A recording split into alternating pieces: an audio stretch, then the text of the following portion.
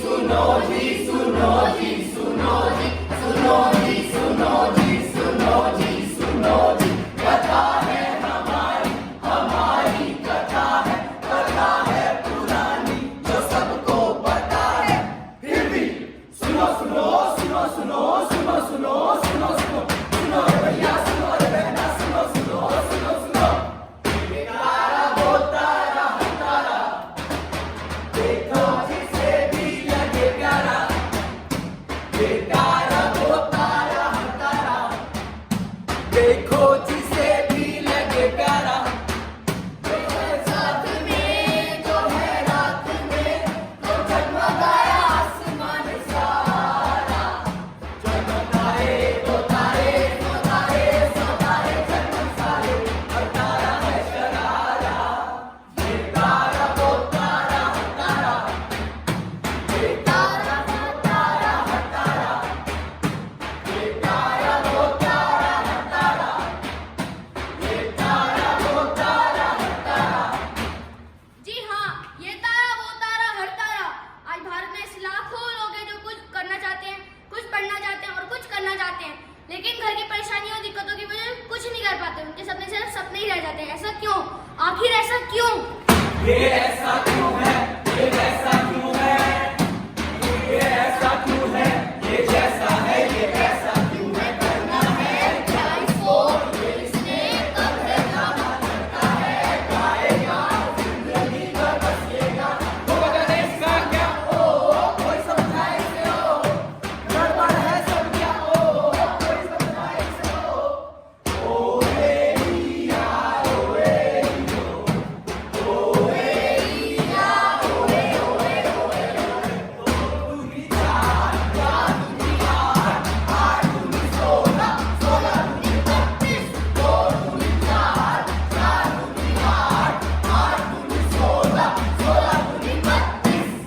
ए चुटकी, तू यहाँ क्या कर रही है? पापा खेल रही हूँ। जा अंदर जा और माँ का काम है हाथ बटा। भैया भी तो खेल रहे हैं। वो लड़का है और तुम लड़की, जाओ अंदर। अरे भैया क्या हुआ, क्यों डांट रहे हो बच्ची को? अरे बाहर खेल रही है, तुम अभी तक अंदर नहीं गई, जाओ अंदर। और अगले महीने तुम्हारी शादी भी होनी है। मुझे शादी नहीं करनी, मुझे पढ़ना है। क्या कहा? भैया अभी तो ये बच्ची है, अभी इसकी पढ़ाई की उम्र है और आप इसकी शादी क्यों कर रहे तुम्हारी हो? शादी किस उम्र में हुई थी? भैया मेरी शादी किसी भी उम्र में हुई। तुम्हारी शादी 12 साल की उम्र में हुई थी। तुम्हारी दुल्हन को मैं ही लाया था गोद में उठाकर। अब जाओ अंदर। मुन्ना रानी हूँ देश का सिपाही हूँ बोलो मेरे संग जय हिंद जय हिंद जय हिंद जय हिंद जय हिंद जय। पापा मैं स्कूल जा रहा हूँ। बेटा स्कूल जाकर क्या करेगा? 8वीं पास कर चुका है ना, चल मेरे साथ, मेरा काम में हाथ बटा। अभी मुझे 10वीं पास करनी है, फिर मुझे इंजीनियर भी तो बनना है। इंजीनियर बन के क्या करेगा? और उसके लिए इतने पैसे कहाँ से आएंगे? आगे ही आगे बढ़ाऊंगा कदम कहने बाय कदम।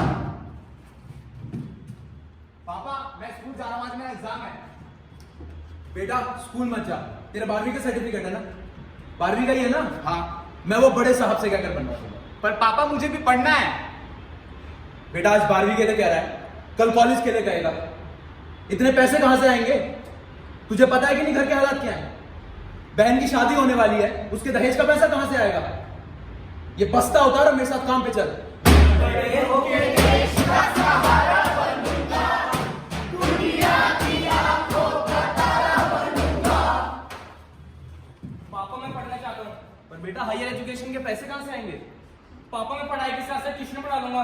बेटा ट्यूशन पढ़ाने से कुछ नहीं होता, तुझे तो जानता है कि घर के खर्चे कितने हैं, महंगाई कितनी है, और तेरी माँ का इलाज भी चल रहा है। तू मेरे साथ काम में हाथ बंटवाया कर। मैं भी मास्टर बनना चाहता था, लेकिन अपने घर की खराब आर्थिक हालत की वजह से नहीं बन सका। तेरे चलूंगा डर डर के चाहे मुझे जीना पड़े मर मर के। यार मैं तो तंग आ गया। सुबह सुबह ऑफिस के लिए निकलो तो इतना लंबा ट्रैफिक जाम, ऊपर से सिग्नल पे खड़े हो तो खिड़की पे। साहब फूल ले लो ना साहब, बेटा नहीं ले लो। एक तो पैसे दो तो पूरी की पूरी भीड़ जमा हो जाती है यहाँ पे। दाता के नाम तुझको अल्लाह रखे अल्लाह रखे दाता के नाम तुझको अल्लाह रखे अल्लाह रखे।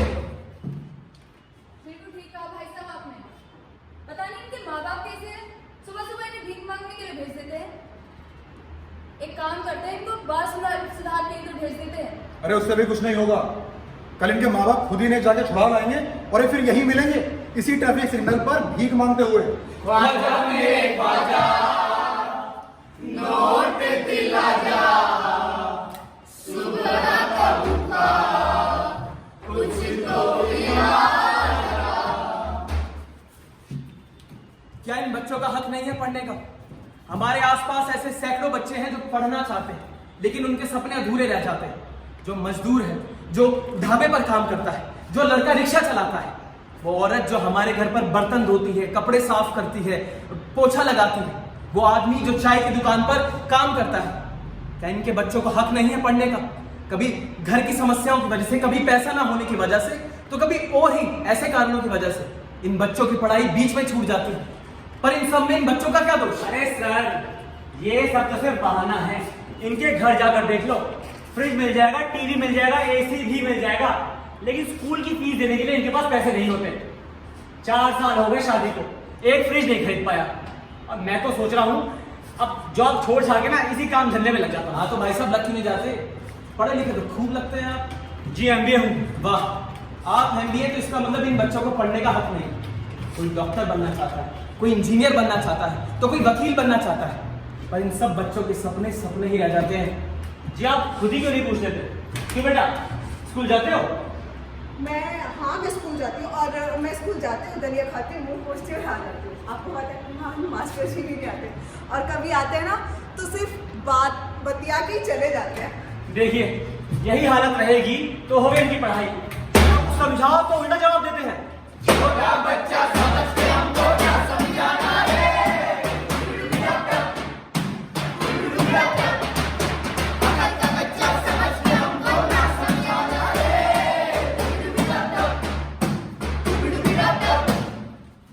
इन सब हालतों के बावजूद बहुत से बच्चे पढ़ना चाहते हैं, अपने सपने पूरे करना चाहते हैं, आगे बढ़ के कुछ बनना चाहते हैं, पर कभी आर्थिक स्थितियों की वजह से, कभी सामाजिक और कभी प्रॉपर गाइडेंस ना मिलने की वजह से इनके सपने सपने ही रह जाते हैं। गरीब माँ बाप अपने बच्चों को सही खाना, सही कपड़े और उनकी बुनियादी जरूरतों को पूरा करने के लिए संघर्ष करते हैं। किताबों के लिए जो पैसा चाहिए होता है उनके लिए वो अरेंज कर पाना बहुत मुश्किल होता है। हिंदुस्तान में अगर 10 बच्चे स्कूल जाते हैं तो उनमें से 6 5वीं क्लास तक नहीं पहुंच पाते, 3 12वीं से पहले ही लुढ़क जाते हैं और सिर्फ एक बच्चा कॉलेज तक पहुंच पाता है। छोटे छोटे सपने, छोटी छोटी बातें, छोटे छोटे सपने, छोटी छोटी बातें, उम्मीदें छोटी छोटी। होगा कुछ होगा क्या सचमुच कुछ होगा? होगा कुछ होगा क्या सचमुच कुछ होगा? मैं रेहान हूँ। मैं पढ़ाई में बहुत तेज था। मेरे पापा रिक्शा चलाते थे पर फिर भी घर का गुजारा नहीं हो पाता था, इसलिए मैंने पढ़ाई छोड़ दी और ढाबे पर नौकरी करने लगा। पर जब भी मैं वहाँ से स्कूल जाते बच्चों को देखता तो मेरा मन भी स्कूल जाने को करता। मैं दिन में ढाबे पर काम करता और रात में पढ़ाई। ढाबे पर मुझे कभी कभी गालियाँ मिलती तो कभी कभी मार भी। मैं भी पढ़ना चाहता था, टीचर बनना चाहता था। आज मैं एक फोटोकॉपी की दुकान चलाता हूँ।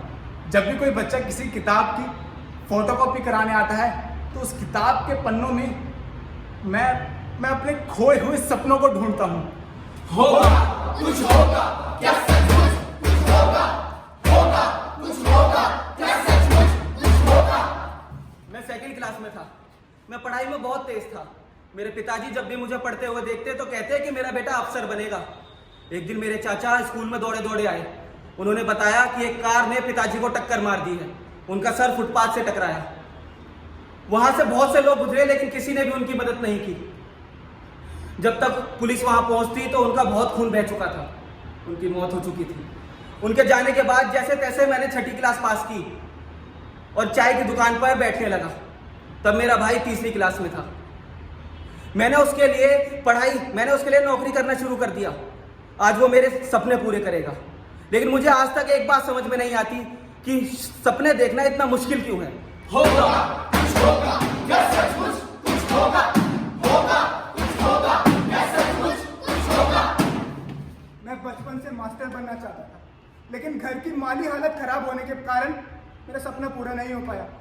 जिस स्कूल में मुझे टीचर बनना था, आज उसी स्कूल में मैं पियोन की नौकरी कर रहा हूँ। जिस ब्लैक बोर्ड पर मुझे लिखकर बच्चों को पढ़ाना था, आज सुबह शाम उसी ब्लैक बोर्ड को साफ कर रहा हूँ। लेकिन मैंने फिर भी हार नहीं मानी, क्योंकि मुझे अपने पर और अपने सपनों पर पूरा भरोसा है। मैंने जैसे तैसे पैसे जोड़कर 12वीं तो कर ली, आगे BA भी करूँगा और उसके बाद BEd भी। मेरी ज़िंदगी में कितनी भी मुश्किलें, कितनी भी दिक्कतें आ जाएं, लेकिन मैं कभी हार नहीं मानूंगा। होगा कुछ होगा या सचमुच कुछ होगा, होगा कुछ होगा या सचमुच कुछ होगा। मेरा नाम राधा है। कुछ साल पहले मेरी छोटी बहन को डेंगू हो गया था। तब हमारे पास इतने पैसे नहीं थे कि हम उसका इलाज करवा पाते, उसे अस्पताल ले जा सकते।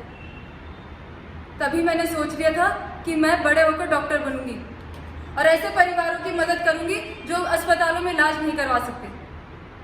आज मैं 12वीं क्लास में हूँ, खुद भी पढ़ती हूँ और ट्यूशन्स भी पढ़ाती हूँ। लेकिन ट्यूशन्स पढ़ाने से भी इतने पैसे नहीं हो पाते कि घर का गुजारा हो पाए। क्या मेरे डॉक्टर बनने का सपना पूरा हो पाएगा? कुछ होगा या सचमुच कुछ होगा, होगा कुछ होगा या सचमुच कुछ होगा। मैं 6th क्लास में था। मेरे सारे टीचर कहते थे मैं बहुत इंटेलिजेंट हूँ। पर अचानक मेरे पापा की मौत हो गई। मैंने सब्जी का ठेला लगाया, PCO STD में काम किया। मैंने लोगों से कहा मेरी मदद करो, मैं पढ़ना चाहता हूँ। पर किसी ने मेरी मदद नहीं की। मैं पढ़ना चाहता हूँ, एक बड़ा अफसर बनना चाहता हूँ, अपने पापा के सपनों को पूरा करना चाहता हूँ। कुछ होगा या सचमुच कुछ होगा, होगा कुछ होगा या सचमुच कुछ होगा। ये बच्चे हमारे देश की धरोहर है, हमारे मुल्क की पूंजी है, हमारा भविष्य। और यही भविष्य साधन ना होने के कारण अपने सपनों को अधूरा छोड़ देता है, अपनी पढ़ाई छोड़ देता है। इनके अधूरे सपनों की अधूरी दास्तानों के साथ क्या हमारे मुल्क, हमारे देश की तरक्की हो सकती है? क्या हमारे देश के सपने पूरे हो सकते हैं? किसकी जिम्मेदारी है कि इनके सपनों को पूरा करें? कोई डॉक्टर बनना चाहता है, कोई इंजीनियर बनना चाहता है, कोई IAS करना चाहता है, कोई CA करना चाहता है, कोई स्कूल का मास्टर बनना चाहता है। और हर कोई अपने सुनहरे भविष्य का सपना तो देखता ही है। क्या यह मेरी, आपकी और हम सब की जिम्मेदारी नहीं है कि मिलकर इनके सपनों को पूरा करें?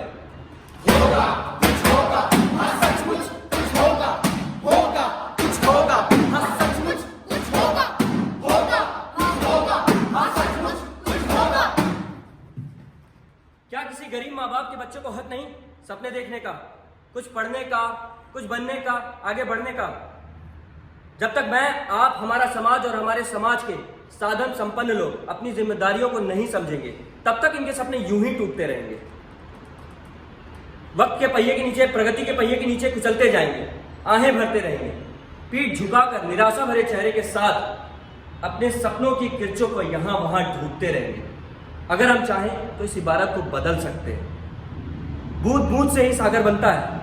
अगर हम चाह लें तो इस मुल्क में एक भी बच्चा ऐसा नहीं होगा जिसके सपने अधूरे रह जाएंगे। इतनी सी हंसी, इतनी सी खुशी, इतना सा टुकड़ा चांद का, ख्वाबों में रिश्तों से चल बनाए आशिया।